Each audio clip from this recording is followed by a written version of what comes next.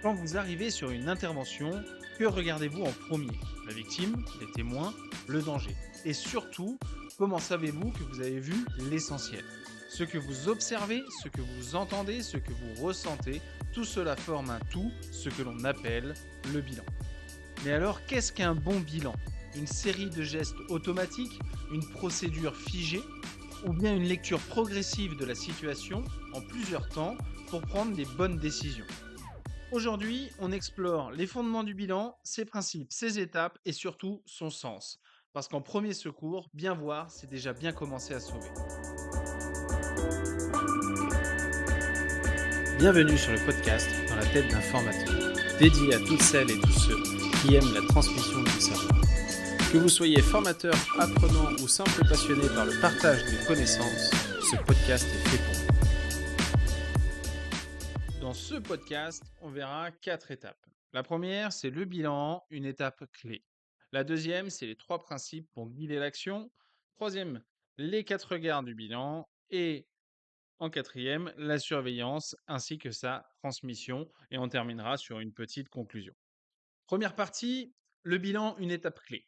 Le bilan, c'est le recueil structuré d'informations tout au long de la prise en charge.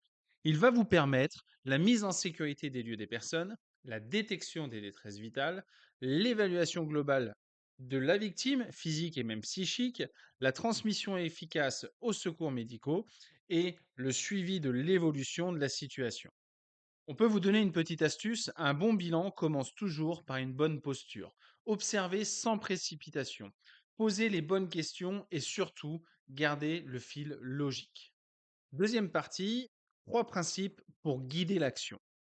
Premièrement, on va partir du global au plus particulier. On observe large, puis on va affiner.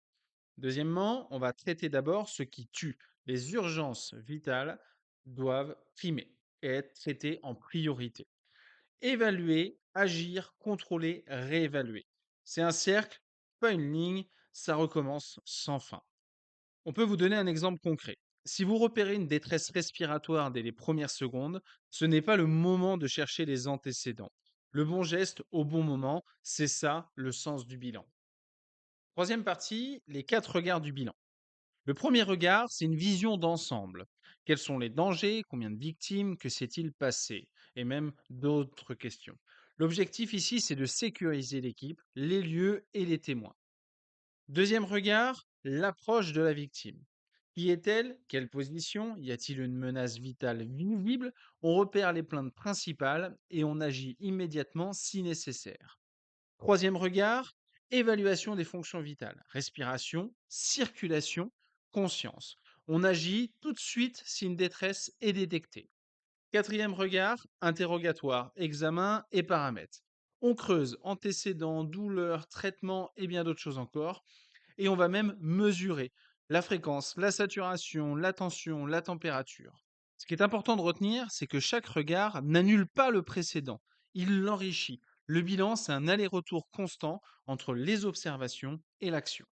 Quatrième partie, la surveillance et la transmission. La surveillance commence dès le deuxième regard. On mesure régulièrement les paramètres, toutes les 5 à 15 minutes selon le cas, bien évidemment, selon la détresse, et chaque élément est observé, chaque geste effectué doit être transmis avec clarté au médecin ou à l'équipe de renfort. Conseil pratique, transmettre, ce n'est pas raconter, c'est synthétiser, décrire et rester factuel. Le médecin n'est pas sur place, donc il ne voit pas. Il n'est pas non plus dans votre tête, il n'a que vos mots pour se repérer. En conclusion, le bilan, ce n'est pas qu'un moment du protocole, c'est une démarche continue, un fil conducteur. Du premier regard à la transmission finale, chaque étape est importante. Souvenez-vous, voir juste, c'est intervenir juste.